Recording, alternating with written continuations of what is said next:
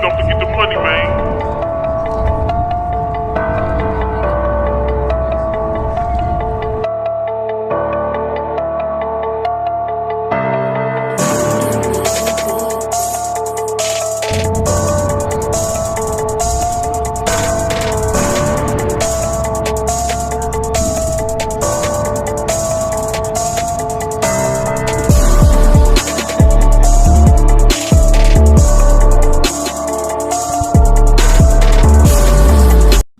What's up? What's good? Matt Clark here at the new Matt Clark.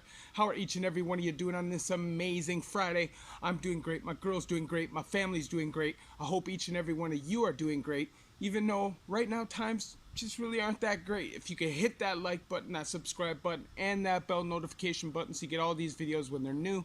If you could share with somebody on social media, help spread the message, help spread the word, that would be amazing. And there's a PayPal option if you'd like to donate, help, and support the channel. So we're going back to T.Y.A.C. Lots of crazy things happened in T.Y.A.C. It was a crazy place. And I somewhat feel responsible for this situation. Nobody got hurt, but it was a situation that I put my friend in, that I felt bad, and he got made to look away, even though there's nothing he really could have done. If he did anything, he would have just got crushed. You know, somebody knuckleheaded like me, that would have been the situation.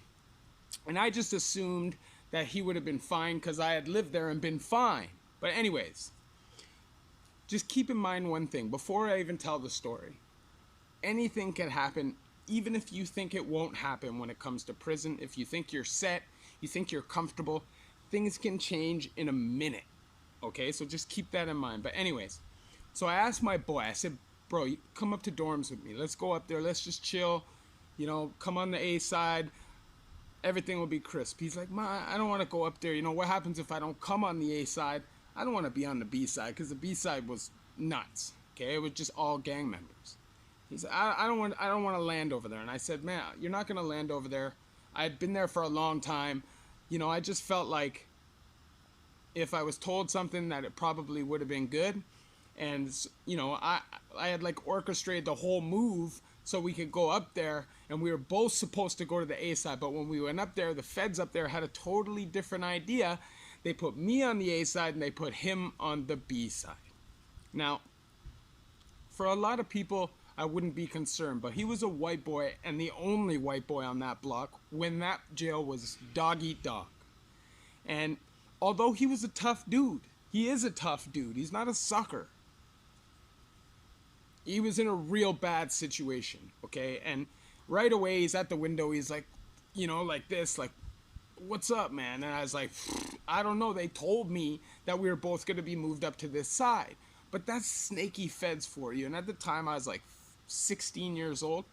We thought we were just going up to chill with the mandem. But that's not what happened. They had different ideas. I guess they wanted a show. I guess they thought it was funny. Whatever their reasoning behind it wasn't right. And they put him on that side. Now, you know, I was watching all night to make sure he was okay.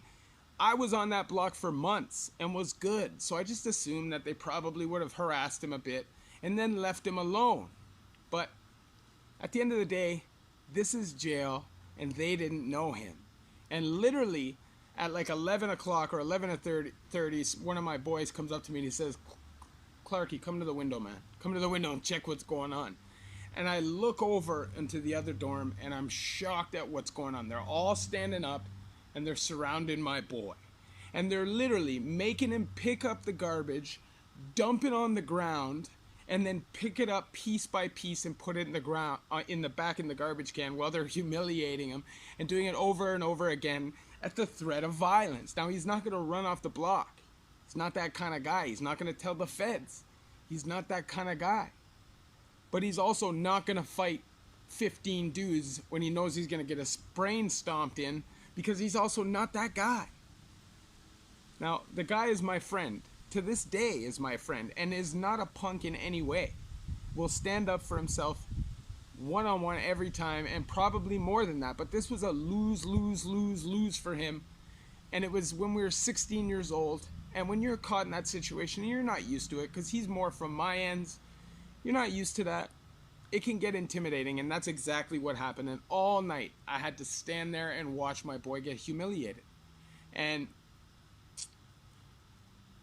this is the thing. We at that time we were just friends, like recently. You know, we had just met in T.Y.A.C, and we had just started talking and stuff. And you know, T.Y.A.C was a real aggressive place for white boys. Okay, it was tough to make it for a white boy in T.Y.A.C without getting jumped or bounced off blocks, because you definitely had to be some kind of a savage to do it. This man survived in T.Y.A.C for a long time and did his thing when it came to banging. And I feel partially responsible for what happened. Even though he didn't get hurt, he made the right call, live to fight another day. But at the end of the day, the message of the story is, no matter how comfortable you are in an institution, no matter how calm everything is in that institution, snap of a finger and things can change. You can go from a totally relaxed compound with pure weed in the place, all kinds of other shit, socials going on, everybody's getting trailers, no lockdown,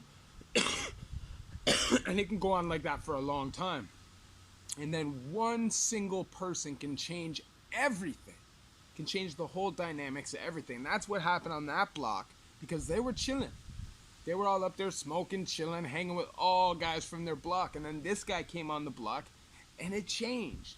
And that can happen to anybody, so you have to be ready for that. I do my videos so people can learn before they go in there. You know, it's not only for the people that are out here going in, it's also for the people that are in there and have to deal with these people that are coming in who maybe aren't as accustomed to that life and may do things that a new fish would do that could get themselves in trouble and really annoy the guys on the block. So at the end of the day, that's one of my goals and motivations for these videos. But it's also to keep people alive, because anytime you get jumped, you get rushed, you get beat up, you get stabbed, you get cut, you can die. That's facts. And sometimes when cons smell blood, shit can get ugly.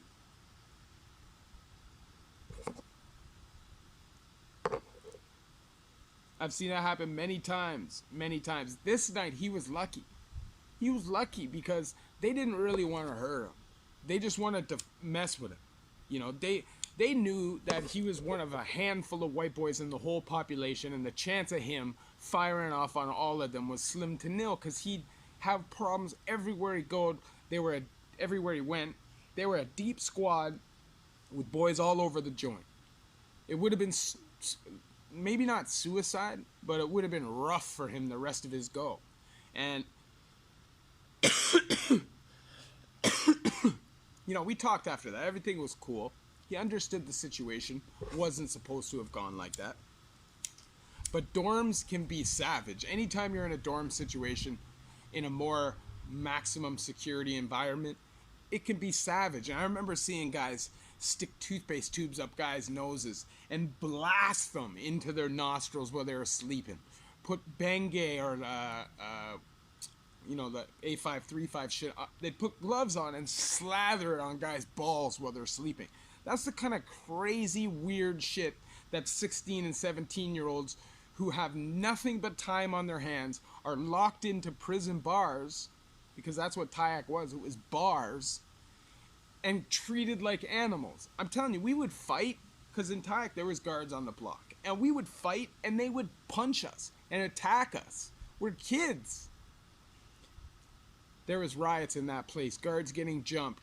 I remember this guy, Watts, this little skinny dude from Ottawa. The guy's like a little skinny dude. He was playing ping pong, and this guard Buckley came and punked him off for the ping pong racket. And he just fired off on Buckley. And Buckley was this jack short black dude, super jacked. And Buckley got smashed by this little skinny 16-year-old because Buckley wasn't ready for the kid. I'm just saying, prison environment is a harsh environment. And anytime you go in there, you need to be using this more than these. If you go in there with the attitude, I'm going to fight my way through, you're done.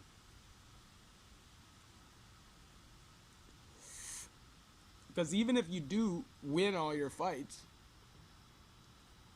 you're going to spend all your time in segregation, you're going to go to the SHU, You could possibly end up doing warrant expiry, which is horrible, and it takes a lot of violence for that to happen, for the most part.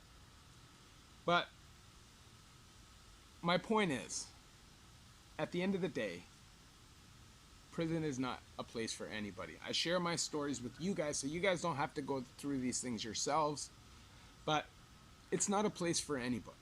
You know what I'm saying? And all it's going to do is make you more and more of a savage the more time you stay there. And it's going to be harder and harder for you to lose those values. 17 years I did behind the walls, and I'm still fighting it 2 years later, and I'll probably be fighting it the rest of my life, even though there are some values that I want to keep from that lifestyle. It's a difficult thing to shake. I talk about it all the time, the hamster wheel, the hamster wheel, the hamster wheel. Don't get caught in it. If you like this video, hit that like button. Hit that subscribe button and that bell notification button so you get all these videos when they're new. If you could share with somebody on social media, help spread the message, help spread the word, that would be amazing. And there's a PayPal option if you'd like to donate, help support the channel. The link will be in the description. So, I really appreciate you guys coming and watching these videos, subscribing to the channel. My goal at the end of the day is to help as many people as possible. And when I came into this, I thought maybe a handful of people would want to listen to me talk. And the fact that I'm almost at 250,000 views just blows my mind. So thank each and every one of you very much. It means the world to me. Love each and every one of you. The new Matt Clark.